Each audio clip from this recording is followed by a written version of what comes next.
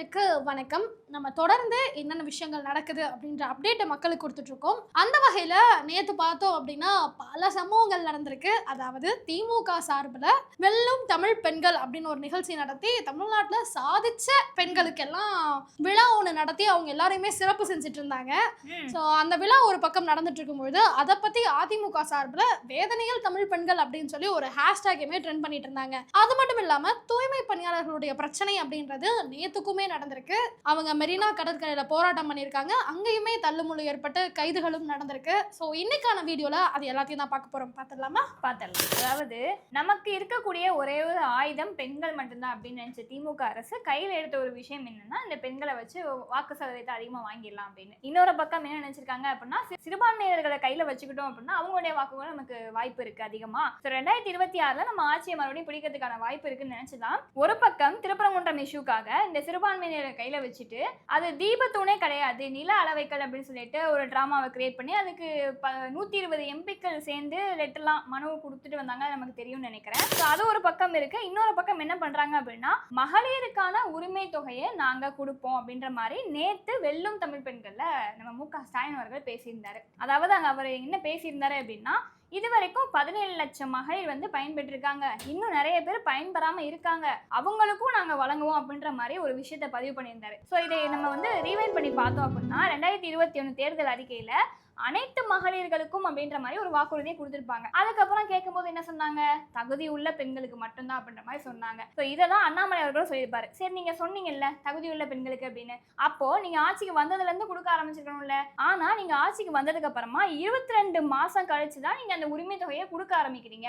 அது உங்க பணம் கிடையாது, மக்களோட பணம். மக்களோட பணத்தை மக்களுக்கு கொடுக்கறதுக்கே நீங்க இவ்வளவு யோசிக்கிறீங்க அப்படின்னா உங்க பணத்தை செலவு பண்ணி மக்களை பாதுகாக்கணும் அப்படின்னா நீங்க என்ன பண்ணுவீங்க அப்படின்ற மாதிரி கேள்வி எழுப்பியிருந்தாரு. ஆமாம், நம்ம முதல்வர் பேசும்பொழுது கூட அந்த நிகழ்ச்சியில் என்ன சொல்லியிருக்காரு, இந்த மகளிர் உரிமை தொகை இப்போ 1000 ரூபாய் கொடுக்குறோம் அப்படின்னா வரும் காலங்களில், அதாவது இந்த கடந்த 10 ஆண்டுகளாக அதிமுக ஆட்சி நடந்துச்சு, தமிழ்நாடு பாலா போயிடுச்சு, இப்போ இந்த 5 ஆண்டுகளாக எங்களுடைய ஆட்சி நடக்குது, மகளிருக்கு உரிமை தொகை எல்லாம் கொடுத்துருக்கோம், இந்த 1000 ரூபாய்ன்றது வெறும் ஆரம்பம் மட்டும்தான், இனி அடுத்தடுத்த காலங்களில் தேர்தலில் நாங்கள் தான் ஜெயிக்க போகிறோம், அப்போ 1000 அப்படின்றது தொகை உயரும், அதாவது 2000 5000 10,000 எதை சொல்கிறாங்கன்னு தெரியல, ஒருவேளை 1001 ரூபாய் கூட வச்சுட்டு தொகை உயர்ந்துச்சு அப்படின்னு சொல்லுவாங்களா கூடன்னு தெரியல, தொகை உயர போகுது அப்படின்ற மாதிரியான ஒரு கருத்தையுமே சொல்லியிருந்தாரு. ஸோ இவங்க தான் ஒரு பக்கம் இந்த மாதிரி பண்றாங்கன்னா, இன்னொரு பக்கம் சத்யராஜ் அவர்கள் இந்த நிகழ்ச்சிக்கு வந்திருந்தாரு, வெல்லும் பெண்கள் நிகழ்ச்சிக்கு. சரியா, அவர்கிட்ட இந்த நிகழ்ச்சி பத்தி கேட்கும் போது அவர் என்ன சொல்றாரு அப்படின்னா, ரொம்ப ஆச்சரியமா இருக்குங்க, பெண்கள் எல்லாம் இவ்வளவு சாதனை பண்றாங்க, அதை கம்பேர் பண்ணதும் நம்மளாம் ஒண்ணுமே கிடையாது அப்படின்னு பெண்களை புகழ்ற மாதிரி ஒரு விஷயம் பேசினாரு.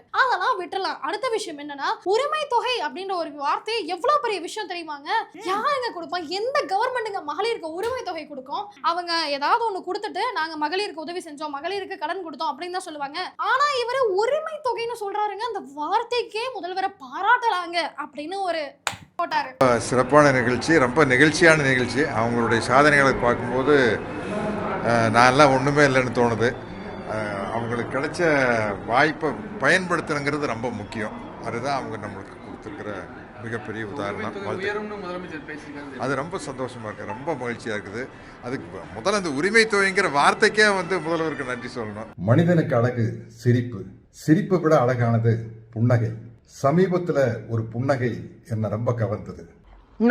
அடுத்தது அவங்களுடைய மகள் திவ்யா சத்யராஜ் அவங்க இருக்காங்க இல்லையா, அவங்க கிட்ட இந்த நிகழ்ச்சி பத்தி என்ன நினைக்கிறீங்க அப்படின்னு கேட்கும் பொழுது அதுக்கு அவங்க என்ன சொன்னாங்க தெரியுமா, அதாவது ஒரு பெண்ணா இந்த நிகழ்ச்சி நடக்கிறத பார்க்கும் பொழுது எனக்கு ரொம்பவே மகிழ்ச்சியா இருக்கு.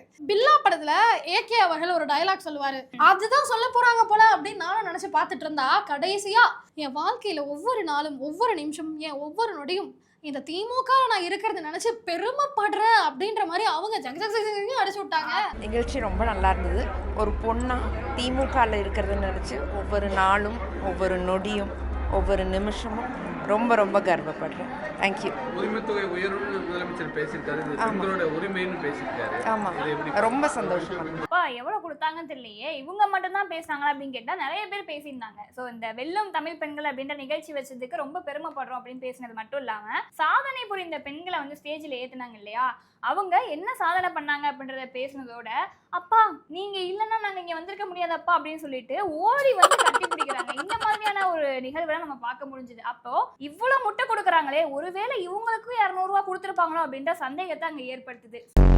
ஆமா, இந்த கல்வியில் சிறந்த தமிழ்நாடு அப்படின்னு ஒரு நிகழ்ச்சி நடத்துறாங்களே, அதுல ஒரு பெண் வந்து மேக்ஸ் டீச்சர் ஆகணும் அப்படின்னு சொல்லியிருப்பாங்க. இவரோட மேக்ஸ் டீச்சர் வாங்க வந்து பரிசை வாங்கிக்கோங்க அப்படின்னு சொல்லும்போது அவங்க ஓடி வந்து அங்க ஒரு விஷயம் நடக்கும். எக்ஸாக்ட்லி அதுல நடந்த அதே ஸ்கிரிப்டை இங்கேயும் பண்ணியிருக்காங்களோ, இவங்க வந்து தாவேக்காவை அவர் வந்து எழுதி கொடுத்த வசனத்தை தான் பேசுறாரு, ஸ்கிரிப்ட் வச்சு இது பண்றாங்க அப்படின்னு சொல்றாங்க. ரியாலிட்டியில பார்த்தோம் அப்படின்னா இவங்களும் அதே தான் பண்றாங்களோ அப்படின்ற ஒரு சந்தேகமும் இந்த இன்சிடென்ட்ஸ் மூலமா மக்களுக்கு எழும்புது. இது ஒரு பக்கம் இருக்க, நீ சொன்ன மாதிரி இந்த பக்கம் மெரினா கடற்கரையில தூய்மை பணியாளர்கள் அவங்களுடைய கோரிக்கையை நிறைவேற்றுங்கன்னு சொல்லிட்டு நேத்துமே வந்து போராட்டம் பண்ணாங்க.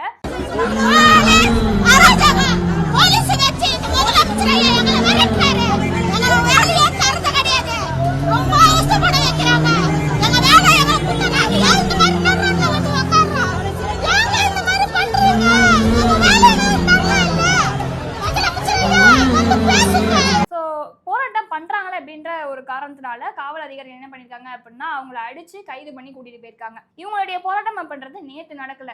இது எப்போ ஆரம்பிச்சது? 150 200 நாளுக்கு மேல இருக்கும். அப்போ இருந்தே அவங்க கோரிக்கையை வச்சுட்டு தான் இருக்காங்க. எங்களுக்கு வந்து நீங்க பணி நிரந்தரம் பண்றேன்னு சொன்னீங்க, வாக்குறுதியா கொடுத்துருந்தீங்க, எங்களுடைய கோரிக்கையை நாங்க கேட்கிறோம், ஆனா அதை பண்ணவே மாட்டீங்களே, எங்களை ஏன் இப்படி அள வைக்கிறீங்க அப்படின்ற மாதிரி அவங்களுடைய குமுறல் ஒரு பக்கம் இருக்கதான் செய்யுது. ஆக நீங்க வெல்லும் தமிழ் பெண்கள் சொல்லிட்டு இந்த பக்கம் ஒரு நிகழ்ச்சி நடத்துறீங்க, இந்த பக்கம் பெண்களே அடிக்கிறீங்க அப்படின்னா இதை எப்படி எடுத்துக்கிறதுன்னு சொல்லிட்டு எடப்பாடி பழனிசாமி அவர்களுமே கேட்டிருந்தாரு. ஆமா, அதிமுக சார்பில் இந்த வெல்லும் தமிழ் பெண்கள் ஒரு நிகழ்ச்சி நடத்தினாங்களா, அதுக்கு அகைன்ஸ்டா வேதனையில் தமிழ் பெண்கள் அப்படின்ற ஒரு ஹேஷ்டேக் ட்ரெண்ட் பண்ணி இதுவரைக்கும் திமுக பெண்களுக்கு எதிராக என்னென்னலாம் செஞ்சிருக்கோ அது எல்லாத்தையுமே போட்டு காமிச்சிட்டு இருந்தாங்க. உதாரணத்துக்கு சொல்லணும் அப்படின்னா பெண்களுடைய பாதுகாப்பு அப்படின்றது ரொம்பவே ரீசெண்டா குறைஞ்சிட்டு. ஏன்னா அத்தனை பாலியல் வன்கொடுமைகள், பாலியல் அத்துமீறல்கள், துன்புறுத்தல்கள், கூட்டு பாலியல் வன்கொடுமைகள்னு சொல்லி பெண்களுக்கு எதிராக நடக்கக்கூடிய அத்தனை கொடுமைகளும் அரங்கேறி கொண்டுதான் வருகிறது. சோ அதனால பெண்களுடைய பாதுகாப்பு அப்படின்றது இங்க கிடையாது. அதுவும் இல்லாம இந்த மாசம் 1000 ரூபாய் கொடுக்குறாங்க இல்லையா, அதுக்கு மூத்த அமைச்சர்களே நான் காதுல தங்கம் போட்டிருக்கேன் உனக்கு எதுக்கு 1000 ரூபாய் அப்படின்னு ஒருத்தர் கேட்டாரு. இந்த லிப்ஸ்டிக் மேக்கப் எல்லாம் போட்டிருக்கீங்கல்ல அதெல்லாம் நாங்க கொடுக்குற 1000 ரூபாயில தானே. இந்த மாதிரி பெண்களை வந்து அவமானப்படுத்தக்கூடிய செயல் அப்படின்றது தொடர்ந்து அதிகரிச்சுக்கிட்டே தான் வருது. அதுவும் இல்லாம பெண்களை மதிக்கிறது கிடையாது, ஓசி பஸ்ல தானே வர, ஓசியில தானே போற அப்படின்னு இன்னும் ஏளனமா பல விஷயங்களை பண்ணிட்டு நாங்க பெண்களுக்கு ஒரு நிகழ்ச்சி நடத்தணும், நடத்திட்டா பெண்கள் எல்லாரும் எங்களுக்கு ஓட்டு போட்டுருவாங்க அப்படின்னு என்ன மூஞ்சியை வச்சுட்டு இந்த மாதிரி எல்லாம் பண்றாங்க அப்படின்னு மக்கள் எல்லாம் அவங்க மேல கொந்தளிச்சிருக்கிறதுமே பார்க்க முடியுது. இந்த நிகழ்ச்சியில ஒரு ஹைலைட்டான விஷயம் என்ன அப்படின்னா, ஒரு பெண்மணி வந்து அந்த நிகழ்ச்சியில ஸ்டேஜ் ஏறி பேசிட்டு இருக்காங்க. ஸோ அந்த திருப்பரங்குன்றம் மலையில, அதாவது அவங்க மதுரையை சேர்ந்தவங்க, திருப்பரங்குன்றம் மலையில ஏறி நின்று முருகா நான் சாதிச்சிட்டேன் முருகா அப்படின்னு சொல்லி கத்துனாங்களா. அவங்க அவ்வளோ சிரிச்சுட்டு சொல்லும் போது கீழே உதயநிதி அவர்களுடைய முகத்தையும் ஸ்டாலின் அவர்களுடைய முகத்தையும் பார்த்தா ஒரு மாதிரி இருண்ட மாதிரி ஆயிடுச்சு. என்னடா அது, அவங்க சந்தோஷத்தை சொல்றாங்க, முருகான்ற பேரை சொன்னா கூட நீங்க இப்படி ஒரு மாதிரி ரியாக்ட் பண்றீங்க அப்படின்னா அப்ப இந்துக்கள் மேல உங்களுக்கு எந்த அளவுக்கு வெறுப்பு இருக்கு, அந்த வெறுப்பை மக்கள் கிட்ட காமிக்க கூடாது அப்படின்ற காரணத்தினால மத கலவரத்தை நீங்களே தூண்டி விட்டு, ஆனா மத கலவரத்தை தூண்டுறது மத்திய அரசு தான் அப்படின்னு சொல்லிட்டு சாதாரணமா சொல்லிட்டு போயிடுறீங்க. அவங்களுடைய ரியாக்ஷன்ஸை பார்த்துட்டு சமூக வலைதளங்கள்ல கேள்வி கேட்க ஆரம்பிச்சிட்டாங்க. இந்த மாதிரி நீங்க வந்து ரியாக்ட் பண்றீங்களே, ஏன் இந்துக்களா இருக்கிறவங்க அவங்களுடைய நம்பிக்கையை கூட சொல்லக்கூடாதா, அது சொன்னா கூட உங்களுக்கு இந்த மாதிரி ரியாக்ஷன், அதை சொன்னா கூட நீங்க இந்த மாதிரி ரியாக்ட் பண்றீங்க அப்படின்னா நாங்க எப்படி உங்களுக்கு வாக்களிக்கிறது அப்படின்னு சொல்லிட்டு கேள்விகள் கேட்க ஆரம்பிச்சிட்டாங்க. ஆமாம், இதெல்லாம் ஒரு பக்கம் இருக்கும்பொழுது இன்னொரு பக்கம் திமுகவுக்கும் தாவேக்காவுக்கும் தான் போட்டி அப்படின்னு சொல்லி தாவேக்காவுடைய தலைவர் சொல்லியிருந்தார் இல்லையா, அதுதான் உண்மை போல. அதை நிரூபிக்கிற விதமா திமுக இருக்கக்கூடிய தொண்டர்கள் இறங்கிட்டாங்க. அதாவது தாவேக்கா சார்பா போஸ்டர் ஒட்டி இருக்காங்க, அது எல்லாத்தையும் திமுக இருக்கக்கூடியவங்க கிழிச்சு எறியறாங்க. அதை தாவேக்கால இருக்கிறவங்க பார்த்துட்டு கேட்டாங்க அப்படின்னா அங்க ஒரு பிரச்சனை ஆகுது. காவலர்களுமே அந்த சம்பவ இடத்துக்கு வந்து 2 பேர் சார்பாவும் பேசுறாரு, அவங்க கிழிச்சிருக்காங்க, நீங்க கம்ப்ளைண்ட் கொடுங்க, ஆக்ஷன் எடுக்கிறோம் அப்படின்ற மாதிரி காவலர்கள் சொல்றாரு. தொடர்ந்து தாவேக்காக்கு திமுக சார்பா தொந்தரவுகள் கொடுக்கப்பட்டு தான் வருது அப்படின்ற ஒரு கருத்தை இதன் மூலமா தாவேக்கா தொண்டர்கள் சொல்லிட்டு இருக்காங்க. நீ யோசிச்சு பாரு, இப்பதான் பாண்டிச்சேரியில ஒரு மீட்டிங் ஒன்று நடந்துச்சு.